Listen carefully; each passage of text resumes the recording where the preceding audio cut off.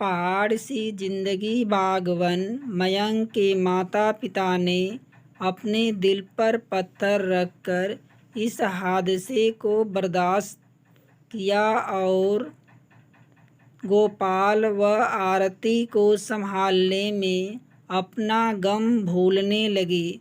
महीनों बाद आरती थोड़ी संभली और गोपाल की देखभाल में अपना समय काटने लगी। उनके घर के पास ही एक छोटा बाजार था, जहां ऊपर वाली मंजिल पर महिला मार्केट था। वहां बहुत सारी गृहिणियां अपना व्यवसाय चलाती थी। कोई पार्लर, बुटीक तो कोई सिलाई, पेंटिंग क्लास। घरेलू काम से निवृत्त होकर औरतें अपनी अपनी दुकानों पर आ जाती। सब सहेलियां बैठी रहती, आपस में दुख सुख भी बांट लेती और कुछ रचनात्मक काम भी हो जाता। आरती के ससुर जी ने भी उसे वहाँ एक दुकान दिलवा दी। आरती नियम से गोपाल को स्कूल भेजकर दुकान पर आ जाती। दिन भर ग्राहकों में और आसपास की औरतों से बात करने में बीत जाता। आज दिन भर दुकान पर आरती का मन उचाट सा रहा। दिमाग में उथल पुथल मची रही। सुबह घर से निकलते समय ही माँ जी यानी आरती की सास ने धीमी स्वर में कह दिया था कि बेटी, शाम को जल्दी घर जाना। और उनके जल्दी घर आ जाने का अर्थ वह भली भांति समझती थी, इसलिए अनमनी सी रही। वह दिन भर बगल वाली मधु ने भी उसे 2-3 बार टोका। क्या बात है आरती, आज इतनी उदास क्यों लग रही हो? आरती मुस्कुरा भर दी। 5 बजे मधु और सामने वाली सरोज को दुकान का ख्याल रखने का कहकर घर चली गई। जाते ही गोपाल उसके पैरों से लिपट गया।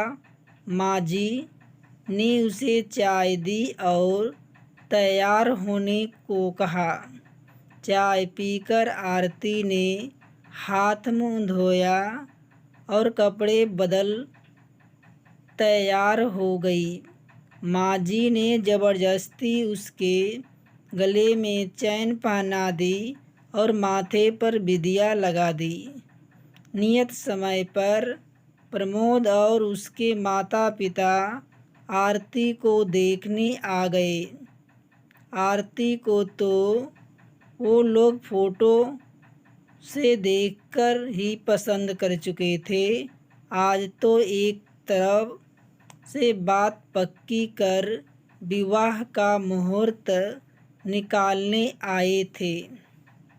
प्रमोद की माता जी ने शगुन देखकर आरती को एक तरह से अपनी बहू बना लिया। आरती की आंखें भर आई। ठीक इसी तरह एक दिन माँ जी ने शगुन देखकर मयंक के लिए उसे स्वीकारा था। तब मन में कितनी उमंगें थीं। नए जीवन में प्रवेश की खुशी थी। नए परिवार के साथ बंधने की प्रसन्नता थी। और आज वही सब दोहराया जा रहा है, लेकिन मन में कोई खुशी व उत्साह नहीं है। उल्टे दुखी और बुझा बुझा सा है मन। रात में गोपाल ने आरती के गले में बाहें डालकर बड़े लाड से पूछा, मम्मी, वो अंकल और दादा दादी कौन थे? तो वो तुम्हारे दादाजी के दोस्त और उनका परिवार था बेटा। आरती ने उसके सर पर प्यार से हाथ फेर कर कहा। गोपाल उससे चिपककर जल्द ही सो गया, पर को देर रात तक नींद नहीं आई। 6 साल पहले ही तो मयंक से विवाह हुआ था। आरती का प्यार करने वाला पति, दिन भर स्नेह बरसाने वाले सास ससुर पाकर आरती को मानो दोनों जहां की खुशियां मिल गई थी। बचपन में ही आरती के माता पिता की मृत्यु हो गई थी। वह मामा मामी के यहाँ पली बढ़ी। उन्होंने उसे बहुत अच्छे से रखा। फिर भी आरती का मन किसी को माँ पिता कहने को तरसता रहता। शादी के बाद मयंक के माता पिता ने उसे भरपूर प्यार दिया। मयंक उनका इकलौता बेटा था। आरती के रूप में उन्हें बेटी भी मिल गई। साल भर के अंदर ही गोपाल का जन्म हुआ। आरती और मयंक के प्यार का गोपाल मयंक बेटी चाहता था, फिर भी वह बेटे के जन्म पर खुश हुआ। उसी ने बहुत लाड से उसका नाम गोपाल रखा। अपने नए परिवार में आरती बहुत संतुष्ट और प्रसन्न थी।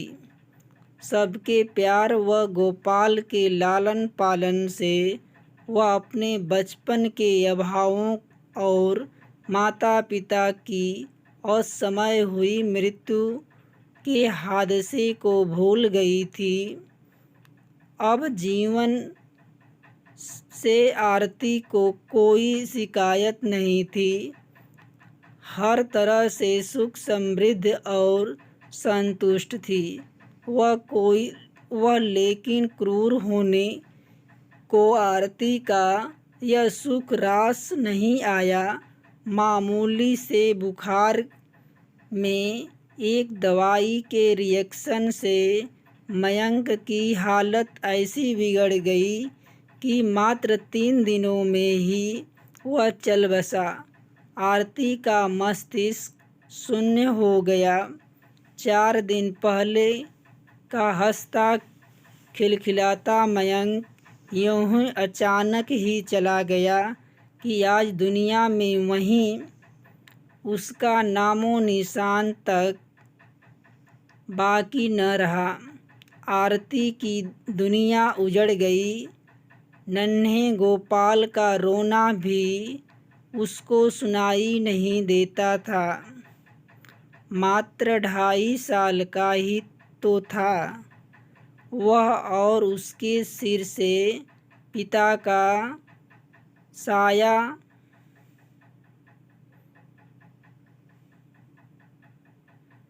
उठ गया। मयंक के माता पिता ने अपने दिल पर पत्थर रखकर इस हादसे को बर्दाश्त किया और गोपाल व आरती को संभालने में अपना गम भुलाने लगे। महीनों बाद आरती थोड़ी संभली और गोपाल की देखभाल में अपना समय काटने लगी। उनके घर के पास ही एक छोटा बाजार था, जहां ऊपर वाली मंजिल पर महिला मार्केट था। वहां बहुत सारी गृहिणियां अपना व्यवसाय चलाती थी। कोई पार्लर ब्यूटिक तो कोई सिलाई पेंटिंग क्लास। घरेलू काम में निवृत्त होकर औरतें अपनी अपनी दुकानों पर आ जाती। सब सहेलियां बैठी रहती। आस पास में दुख सुख भी बांट लेती और कुछ रचनात्मक काम भी हो जाता। आरती के ससुर जी ने भी उसे वहाँ एक दुकान दिलवा दी। आरती नियम से गोपाल को स्कूल भेजकर दुकान पर आ जाती। दिन भर ग्राहकों में और आसपास की औरतों से बात करने में बीत जाता। मधु और सरोज से तो उसकी अच्छी घनिष्ठता हो गई थी। अब वह फिर से सामान्य होने लगी थी, लेकिन माँ और पिता को उसके भविष्य की चिंता सताने लगी थी। वे उसके पुनर्विवाह के लिए लड़का ढूंढने लगे। उनकी चिंता भी स्वाभाविक ही थी, क्योंकि वह मात्र 26 साल की थी। अभी पहाड़ सी जिंदगी वह अकेले कैसे काटती। आरती दोबारा विवाह करने के लिए बिल्कुल तैयार न थी, पर सास ससुर के तर्कों और याचना के आगे उसे झुकना पड़ा। 2-4 जगह खोज खबर के बाद उन्हें प्रमोद और उनका परिवार बहुत अच्छा लगा।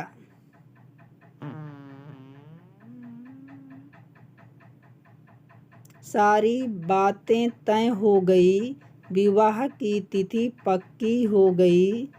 तब एक दिन माँ ने बताया कि प्रमोद गोपाल को अपनाने को तैयार नहीं है। आरती पर तो मानो ब्रजपात्र ही हो गया। उस मासूम से तो पिता का प्यार छीन ही लिया। किस्मत ने अब माँ को भी छीन जाएगी। माँ, मैं यह विवाह नहीं करूँगी। मैं गोपाल से अलग नहीं रह सकती। प्रमोद से कहिए, अगर मुझसे विवाह करना है तो मेरे गोपाल को भी अपनाना पड़ेगा, वरना इस रिश्ते में मुझे कोई दिलचस्पी नहीं है। आरती ने साफ सपाट शब्दों में कह दिया। ऐसा मत बोल बेटी, हम हैं ना गोपाल के साथ। सब जगह तुम्हारे विवाह की खबर हो चुकी है और मुझे विश्वास है कि तुम अपने अच्छे व्यवहार से प्रमोद का मन जीत लोगी, तो एक दिन वह गोपाल को अवश्य अपना लेगा। तब गोपाल को माँ पिता दोनों मिल जाएंगे। माँ ने आरती को समझाया। बेबस आरती माँ के तर्कों के आगे हार गई और उनके गले लगकर रो दी। गोपाल के घर में सोचकर उसका कलेजा मुंह को आने लगा।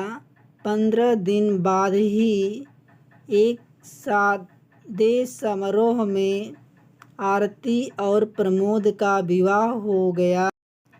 कुछ दिन प्रमोद के माता पिता दोनों के साथ रहे। फिर वापस दिल्ली चले गए। आरती नए घर, नए परिवेश और नए रिश्ते में अपने आप को ढालने का प्रयत्न करने लगी। प्रमोद बहुत समझदार, प्यार करने वाला और ध्यान रखने वाला जीवन साथी था। आरती बहुत खुश थी। बस यही बात रह कर उसे कचोटती रहती कि काश प्रमोद उसकी ममता की तड़प को भी समझ पाता और गोपाल को भी अपना लेता। वैसे आरती को इस बात की तसल्ली थी कि प्रमोद उसी शहर में रहता था। उसके ऑफिस जाते ही घर के काम करके वो अपनी दुकान पर चली जाती। स्कूल से गोपाल को भी पिताजी आरती के पास छोड़ जाते। दोपहर आरती गोपाल के साथ समय बिता लेती, उसे लाड प्यार कर लेती। लेकिन शाम को जब वह वापस घर आने लगती तब गोपाल रुआसा होकर उसका पल्लू पकड़ लेता। तब आरती का कलेजा तार तार हो जाता। बड़ी मुश्किल से वह भारी आँखों से फिर मिलने का वादा कर उससे विदा लेती। रात भर गोपाल का रोता चेहरा उसके सामने घूमता रहता और वो सो नहीं पाती। कुछ महीनों इसी तरह बीत गए। एक दिन आरती को पता चला कि वह माँ बनने वाली है। प्रमोद की खुशी का ठिकाना न रहा। वह आरती का हर तरह से ख्याल रखता। कुछ और महीने बीतने पर आरती का दुकान पर जाना बंद हो गया और गोपाल से मिलने का जरिया भी कभी कभी माँ पिताजी गोपाल को आरती के घर ले आते, पर रोज रोज तो यह संभव न था। उसका हृदय विकल रहता। नियत समय पर आरती ने एक बेटे को जन्म दिया।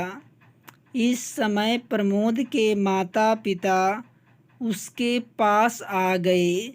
जब नन्हा 3 महीने का हो गया तो वे लोग वापस चले गए। अब आरती दिन भर नन्हे के देखभाल में लगी रहती। नन्हे की देखभाल के दौरान उसे हर पल गोपाल का लालन पालन याद आता और वह तड़प उठती। वह दोपहर में अक्सर नन्हे को सीने से लगाकर गोपाल की याद में रोती रहती। उसके मन में गोपाल के बचपन की स्मृतियाँ संजीव हो जाती। वह उसकी मासूमियत भरी बातें सुनने को तरस जाती। जीवन साथी मिलने और दोबारा माँ बनने के बावजूद वो अधूरी थी। प्रमोद ऑफिस से आकर घंटों नन्हे के साथ खेलता रहता। रात में भी उठकर उसे संभालता, उसे घुमाने ले जाता। नन्हा अब 5 महीने का हो गया था। उसकी किलकारी से घर गूंजता रहता। नन्हे को वैक्सीन लगवाने के बाद आरती घर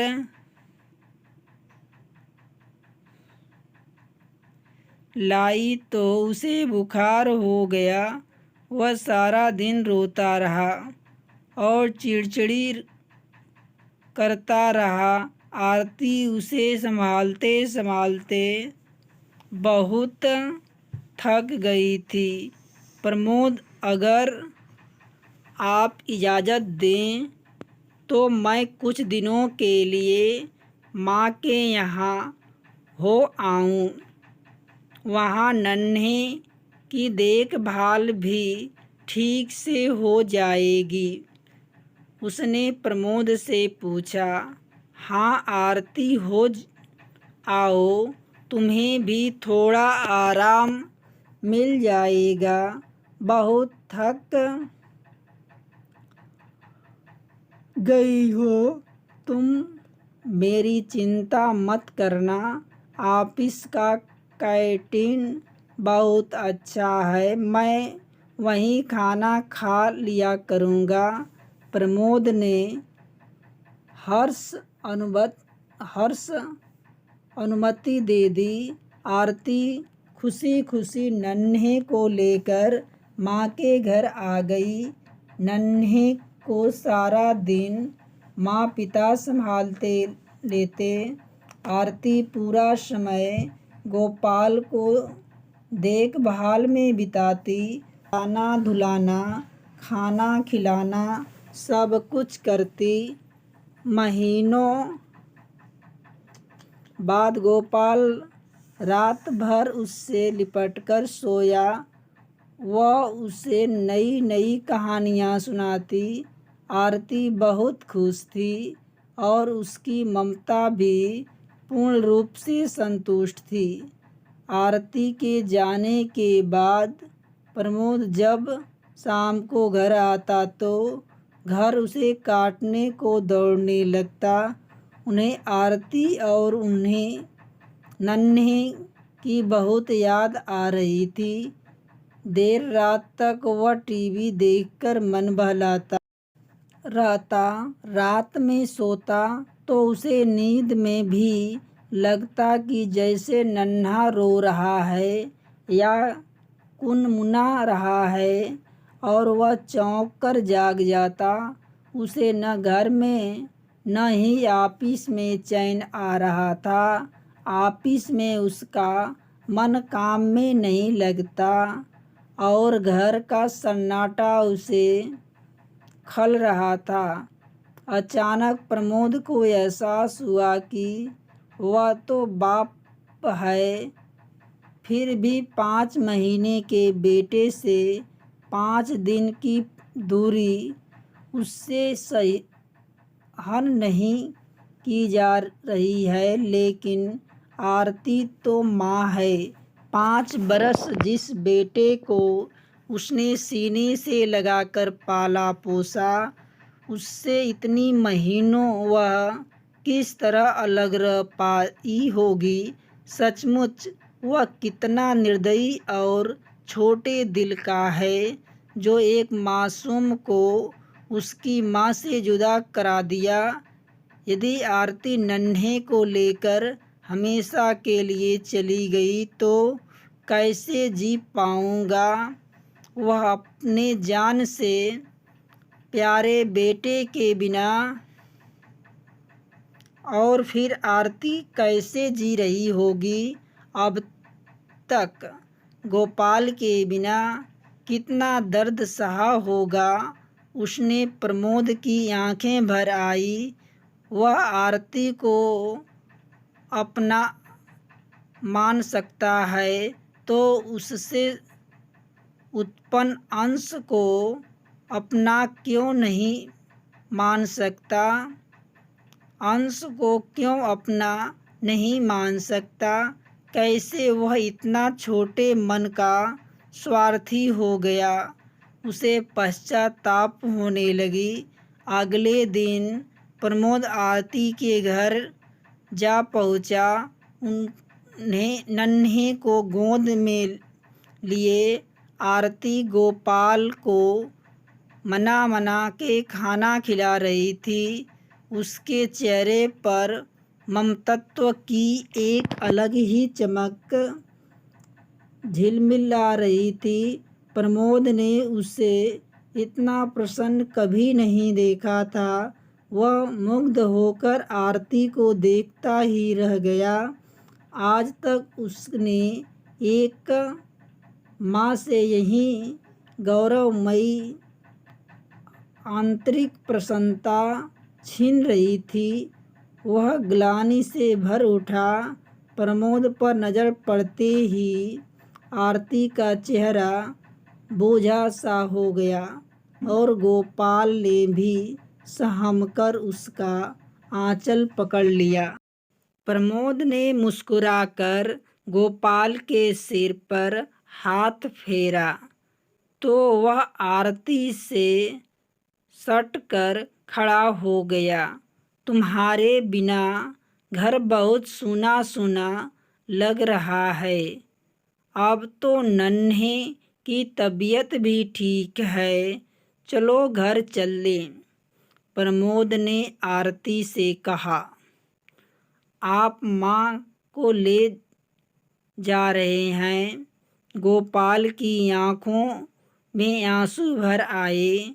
केवल माँ को ही नहीं बेटा, आपको भी घर ले जाने आया हूँ। अब से आप भी माँ के साथ ही रहोगे। प्रमोद ने प्यार से कहा। सच अंकल? गोपाल प्रसन्न हो गया। अंकल नहीं, पापा बोलो बेटा, मैं तुम्हारा बाप हूँ। प्रमोद ने उसे गोद में उठाकर प्यार से कहा। आरती आश्चर्य से प्रमोद की ओर देख रही थी। मुझे माफ़ कर दो आरती, मैं बहुत स्वार्थी था। आज तक मैंने माँ बच्चे को एक दूसरे से अलग रखा। मैं तुम्हारा अपराधी हूँ। नन्हे से अलग होकर मुझे अपने बच्चे से दूर रहने का दर्द एहसास हुआ। मैं अपने दोनों बेटों को घर ले जाना चाहता हूँ। नन्हे के बिना मैं 4 रात नहीं रह सकता। तुम गोपाल के बिना साल भर तक कैसे रह पाई होगी। बस अब तुम्हें और तकलीफ नहीं दूंगा। प्रमोद के स्वर में क्षमा याचना थी। आरती इस अप्रत्याशित खुशी को पाकर रो पड़ी। मैंने कहा था न बेटी, एक दिन सब ठीक हो जाएगा।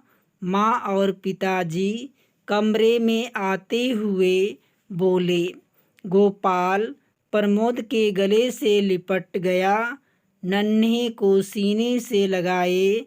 आरती यह दृश्य देखकर भाव विभोर हो गई। आज उसे लग रहा था उसका परिवार पूरा हो गया। दोस्तों, कहानी अच्छी लगे तो लाइक शेयर सब्सक्राइब अवश्य करना।